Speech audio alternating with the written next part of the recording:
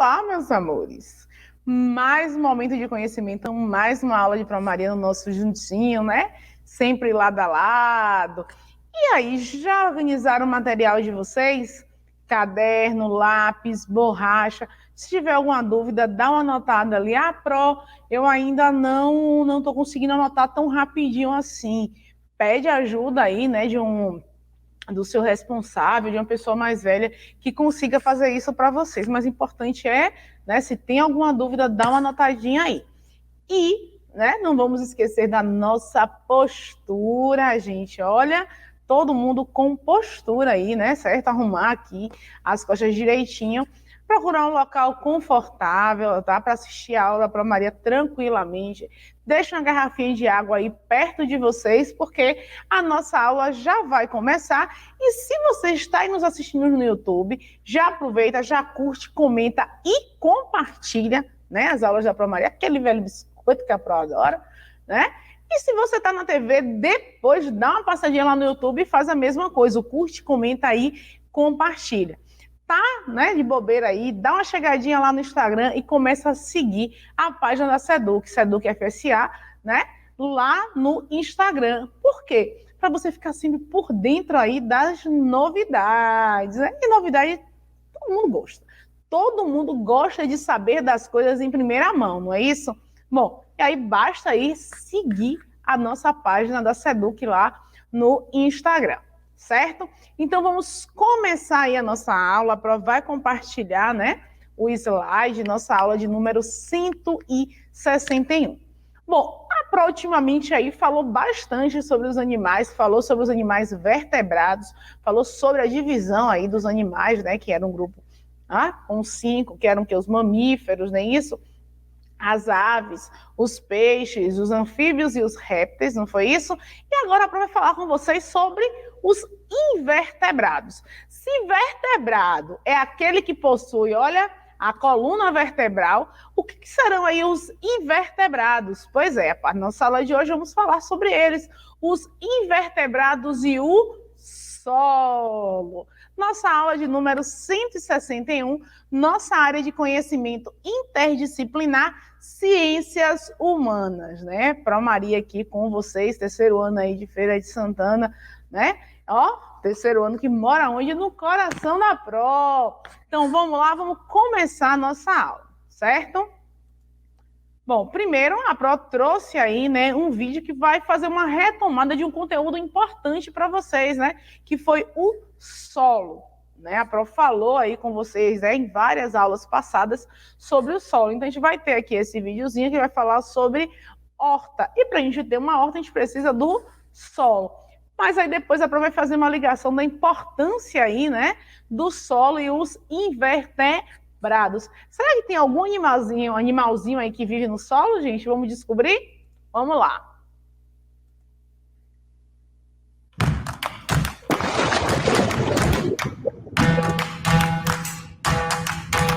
Então, pessoal, isso aqui é um sinal, né, que a gente tá fazendo certo. Isso aqui é muito importante nas hortinhas. Opa, tá. As pessoas já me perguntaram uma vez,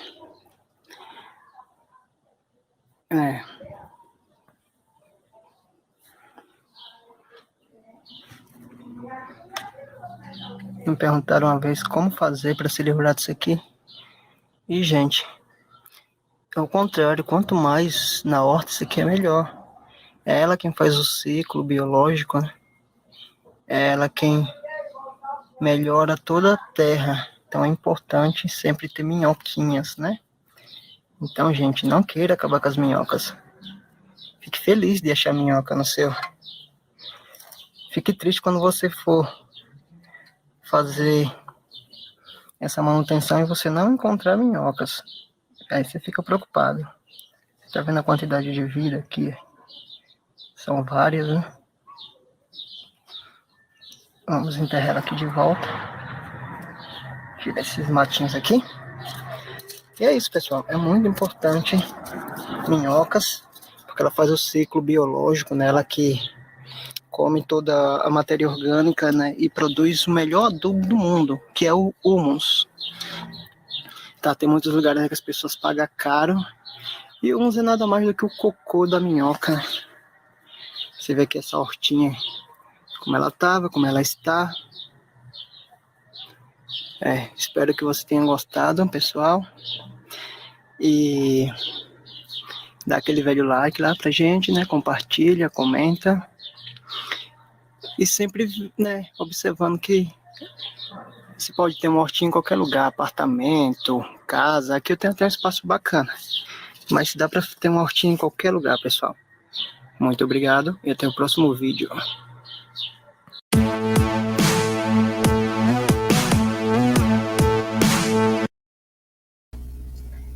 Vamos só voltar um tiquinho aqui, para não ficar aí no anúncio, né? Pronto. Perceberam, né, que logo no início ele vai mostrando ali, ele diz, olha, a gente sabe que a situação tá boa se tem isso aqui. E aí ele traz ali, né, a minhoca, né? Eu sei que a gente olha assim e faz, que nojento. Pois é, a minhoca parece, né, ser, né, um pouco nojentinha mesmo. E a minhoca, gente, é um animal invertebrado, né? Um ser vivo e um animal invertebrado. Por que a minhoca é um animal invertebrado? Porque ela não possui o quê? A coluna vertebral, né? Não tem ali, né, nenhuma estrutura óssea, nem cartilaginosa para garantir a ela aí, né, essa coluna vertebral. E aí a minhoca, ela é responsável justamente porque, olha, pelo humus, como ele fala ali, né, por deixar o ar, né, entrar aí no solo, fazer com que o solo respire, né, o que a gente chama de deixar o solo respirar. Então, percebam aí que a gente pensa no solo e esquece que pode, né, ter naquele solo o quê? Animais. Então, para um solo fértil, né, para a gente saber, olha, o solo ele realmente é muito fértil, a gente precisa encontrar o que nesse solo? Minhocas. Né? Vamos lá. Bom, as minhocas são animais invertebrados e que vivem no solo e que podem ser vantajosas na agricultura. Fato desconhecido aí por grande parte dos agricultores. Inclusive, lá no vídeo ele fala, olha, tem gente que me pergunta como acabar com isso aqui. E é justamente o quê? O contrário, você tem que manter isso aqui, porque isso aqui faz com que o seu solo fique ainda mais rico, né? Que seja um solo ainda mais fértil, né? Bom, como tratamos aí de animais vertebrados e invertebrados, né? A Pro trouxe um videozinho com uma explicação rapidinho aí do que seria, né? Esses animais vertebrados e invertebrados. Vertebrados você já sabe, já estão aí tirando de letra, agora a gente vai ver dos invertebrados. Vamos lá?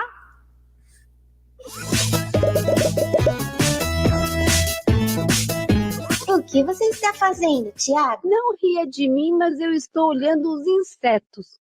Eu estive lendo umas coisas na escola e fiquei com algumas dúvidas. Eu fiquei com dúvida olhando para a minhoca. A professora falou pra gente que graças ao esqueleto e aos nossos músculos, a gente pode se mexer. Mas a minhoca não tem esqueleto. E mesmo assim se mexe. Acho que você não escutou nada do que a professora disse. O que é isso, professora? É o esqueleto humano. O esqueleto é a parte dura do nosso corpo. O esqueleto serve de proteção e de ponto de apoio para que os nossos músculos possam mover o corpo quando fizerem força. Mas os esqueletos são todos iguais? Que tipos são esses? Alguns esqueletos estão por dentro e outros estão por fora. O esqueleto interno ou endoesqueleto é próprio dos vertebrados, como nós. É formado por ossos internos. E o outro tipo, qual é? O outro tipo de esqueleto é o exoesqueleto. Chama-se assim porque essa parte dura está localizada fora do corpo do animal. Eu não consigo imaginar um animal assim. Os insetos, por exemplo, possuem um esqueleto duro que envolve seu corpo. Isto é um exemplo de exoesqueleto. E como funciona essa história de que, graças ao esqueleto, a gente pode se mexer? Para entender isso, é importante saber que o esqueleto tem partes que são articuladas entre si. E, entre essas partes, existem músculos que nos dão a força necessária para que possamos nos locomover. Todos os animais se movem assim? Alguns, como a minhoca, não possuem estruturas duras como os ossos. E seus movimentos são diferentes. Mas eu não estou entendendo. Como é que podem se mexer então? Elas podem se mexer graças aos seus músculos, à água que tem no seu interior e a pequenas agulhas que servem para que possam se firmar no chão. Agora estou entendendo como é que as minhocas fazem para se locomover. Imagine que você tem uma mangueira fechada nos dois lados com a água dentro. Se você apertar de um lado, a água vai para o outro lado, fazendo com que essa parte fique estufada. Ah, é claro! Então as agulhas que estão na parte da frente se prendem à terra que tem ao seu redor. E ao retrair a parte de trás do seu corpo, a minhoca avança.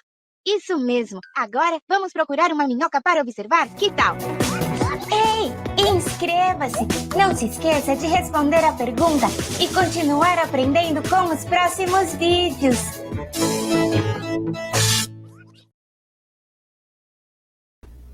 Voltei para vocês, meus amores. Perceberam, né, que inclusive lá no vídeo, a pró do vídeo, né, vai trazendo vários exemplos aí para vocês e mostra, na verdade, o porquê que alguns animais, né, olha, são classificados aí como vertebrados e outros como invertebrados. E que o fato de um animal ser classificado aí como invertebrado não quer dizer que ele não se locomove. Inclusive, ela dá o exemplo lá da minhoca, achei muito bonitinho, aquele esqueleto falso aí que aparece da minhoca, se a minhoca tivesse um esqueleto, né? E aí ela explica, né, como que a minhoca ela consegue se locomover. E vários animais, né, invertebrados, eles, né, cada um tem o seu modo aí para realizar a sua locomoção, tá? Vamos seguindo aqui com o nosso vídeo. Com o nosso material.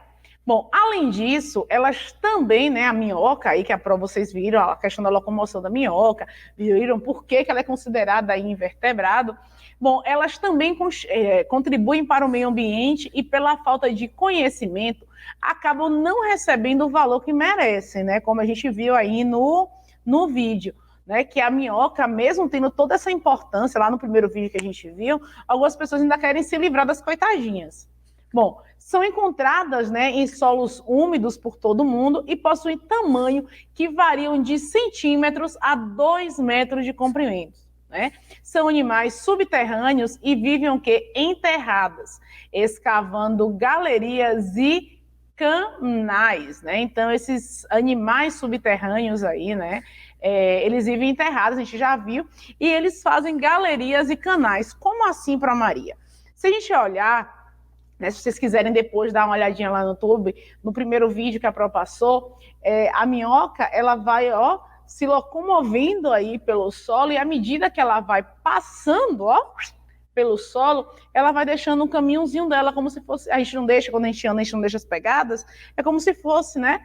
E aí, esse passar aí, ele vai fazendo o quê? Olha, essas galerias, esses canais, esses caminhozinhos aí, e permite que o solo ele esteja sempre o quê? Fofinho, e aí o solo ele fica fofo, quando chove, é mais fácil da água penetrar. Muito bacana isso, não é não? Vamos lá. Bom, seu principal alimento, né, das minhocas, aí vocês estão olhando a quantidade de imagens, né, que a Pro trouxe e os vários tipos de minhoca e de tamanho. Olha só essa aí da imagem, gente, enorme. Né? Imagine só, eu vejo o negócio assim, digo minhoca, não, já vou achar que é uma cobra, vou correr sem nem olhar para trás, mas na verdade é uma minhoca, tá? Bom, e essas minhocas, né, sejam elas pequenas ou maiores, elas se alimentam de restos vegetais, né, que é ingerido com grandes quantidades de terra. Então, elas comem aí restos vegetais, restos de plantinhas, mas também junto aí com esses restos de planta, elas também fazem o quê, acabam consumindo aí uma grande quantidade de terra. Possui hábito alimentar, né, detritivo, isto é, se alimenta de detritos de várias origens, como suas fezes, e elas produzem o humus, né? Isso que aparece lá no vídeo também, né? Que elas acabam aí consumindo esse humus, consumindo esses restos, né, vegetais, e aí as fezes é o humus que justamente é rico aí, né, para as plantinhas, e aí deixa o solo ainda muito mais fértil, tá? Bom, por viver debaixo da terra, elas possuem importância para o meio ambiente e contribuem aí, gente, significativamente para a agricultura, né? E aí vamos conhecer algumas das funções desempenhadas aí pelas minhocas, né? Elas desempenham aí uma grande função para a agricultura. E esse desempenho aí dessa função para a agricultura é justamente por quê? Porque se a gente tem um solo fértil, né? Esse solo fértil, ele vai fazer o quê? O que esse solo fértil ele vai fazer? Ele vai permitir que aquela planta ela se desenvolva ainda melhor, né? E, mais forte, que o fruto, né, daquela planta seja ainda um fruto melhor. Então, por isso que as minhocas elas são tão importantes, né? Mas vamos conhecer aqui, né, as funções desempenhadas pela minhoca. Primeiro, a questão das fezes, né?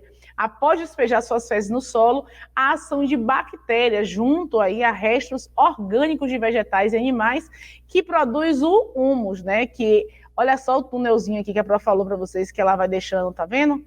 E aí facilita até a entrada de água. Então, esse humus aqui, olha, deixa o solo riquíssimo.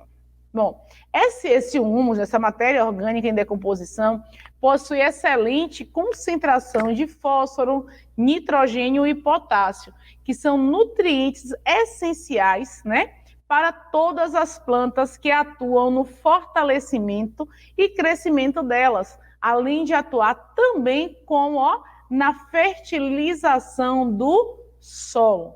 Né? Então, percebam que as minhocas elas estão atreladas aí diretamente ao quê? Ao crescimento das plantas e fortalecimento, né? Então, tem minhoca, tem solo fértil, né? Então, quando a gente vê isso aqui, percebam que essa imagem, tá vendo isso aqui sobre o solo, tá vendo? Que a gente pensa, vídeo, o que será isso? Minhoca, gente. Produção da minhoca, cocôzinho. Bom, por conta, né, da sua locomoção, as minhocas, elas abrem túneis nos solos, né? O que facilita a aeração deles. Lembra que a Prof falou desses túneis lá na frente? E permite uma melhor absorção da água da chuva, né? Porque imagine só, vamos olhar aqui essa imagem, né? Olha a minhoca, né? E aí choveu. Então, a água ela vai entrar com maior facilidade justamente por onde? Por esses túneis aqui que as minhocas elas cavaram. Então, isso também permite, né? Que essa planta receba a água de uma forma muito mais rápida, né? E essa absorção é muito melhor aí pelas raízes das plantas. Ou seja, minhoca aí trabalhando desde sempre para melhorar a agricultura. Bom, tal coisa, né? Olha só, já era conhecido no Egito Antigo. Eu falei o que com vocês? Que o Egito ia aparecer várias e várias vezes aqui nas nossas aulas, gente. Egito é Egito, né? Pois é. A rainha Cleópatra, né, e seus contemporâneos a chamavam de animais sagrados, por dar fertilidade às margens do Rio Nilo. Ou seja, os egípcios lá atrás, há quanto tempo atrás? Há muito tempo, há muitos milhares de anos, né, na verdade. Muitos séculos, né, atrás, eles já tinham essa ideia aí de que a minhoca, ela trazia essa fertilidade para o solo, né? E aí lembra do Rio Nilo, que a Prof falou do Rio Nilo, que já era, na verdade, né? As margens do Rio Nilo já é um ambiente absurdamente fértil, já era um lugar muito fértil. E aí eles também consideravam a minhoca como um animal sagrado, porque fazia com que essas margens do Rio Nilo, né, ficasse ainda o quê? Mais fértil, né? Bom, muitos insetos, né? A gente está falando das minhocas, mas existem outros animaizinhos aí que a Prof vai falar com vocês. Bom, muitos insetos, né, apesar de sua fama, produzem também efeitos positivos, né? A gente falou aí sobre a minhoca, sobre a importância da minhoca para a agricultura, mas existem outros animais invertebrados que também são importantes aí, né, para a agricultura e, consequentemente, muito importante para quem? Para o homem, tá? Bom, muitos insetos, apesar de sua fama, produzem efeitos positivos e trazem benefícios para o ser humano.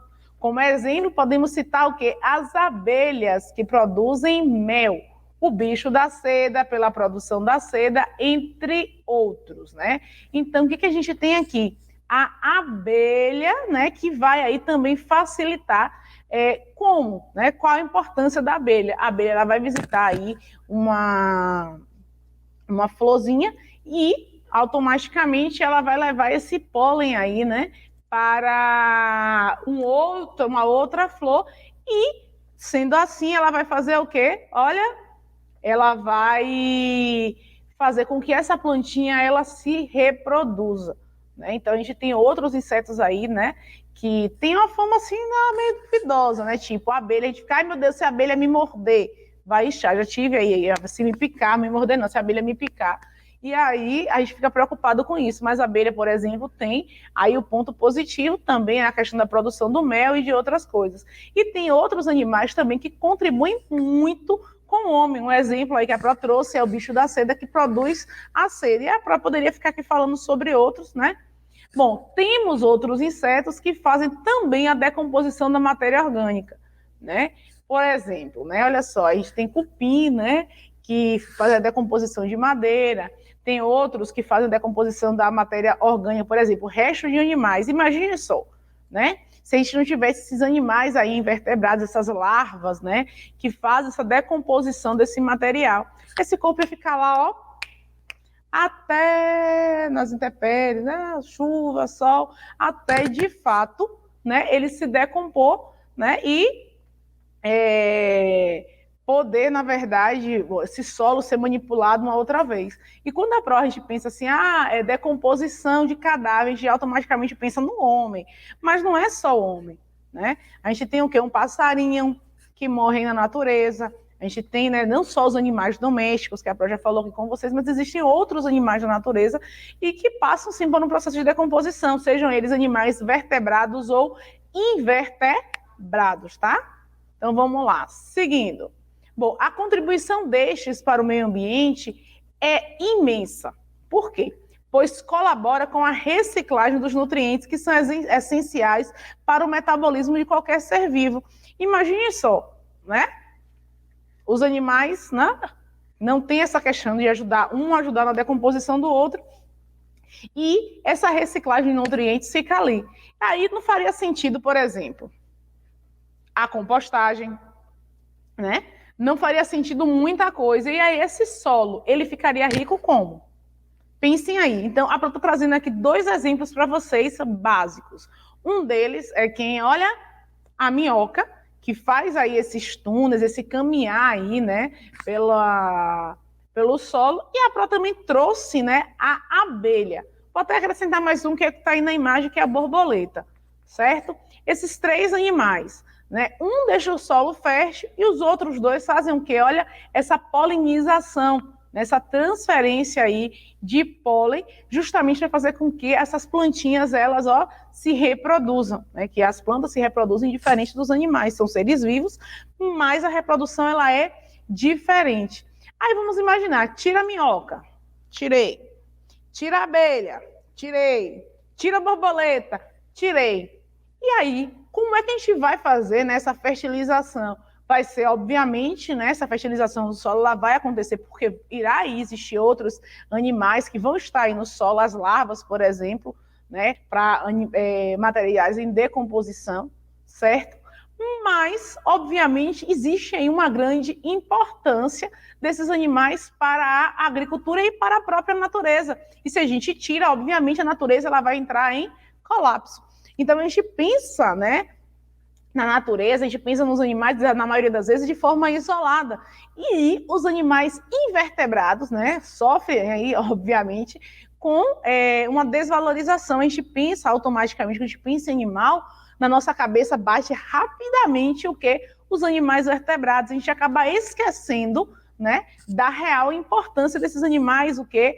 Invertebrados. Então, a contribuição destes aí para o meio ambiente é imensa, pois colabora a gente com a reciclagem dos nutrientes, né? Esse voltar aí para a natureza. Então, o animal morre, a plantinha morre, esse material entra em decomposição e volta aí para a natureza, não como o próprio animal, porque você não vai ressuscitar nada não, tá, gente? Mas volta no formato de quê? De nutrientes, e enriquece o solo, certo? E esse solo gera outras plantas que vai alimentar, por exemplo, outras minhocas e outros animais, certo? Então, assim, a natureza ela é fantástica, nada é por acaso, as coisas elas se completam, tá?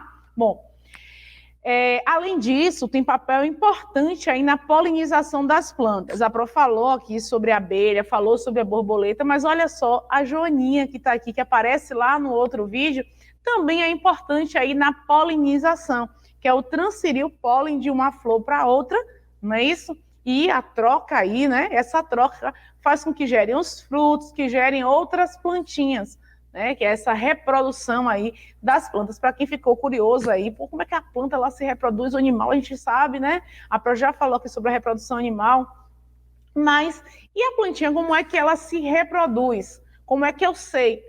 Dá um Google, dá uma pesquisada ali para a gente descobrir aí como é que a plantinha ela se reproduz, né? Da planta para gerar flor, da flor que gera o fruto e do fruto que gera o que? A semente, tá? Vamos lá, seguindo aqui. Bom, os insetos que ajudam nesse processo, como a Pro falou, são as abelhas, as vespas. Já viram vespas? Besouros e muitos outros, né? A gente viu ali a joaninha, né?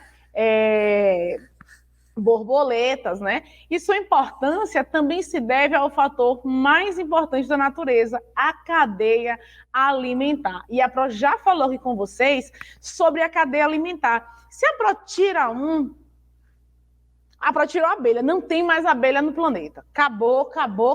Não tem abelha, tá? E o animal que se alimenta da abelha? Vai fazer o quê? Né?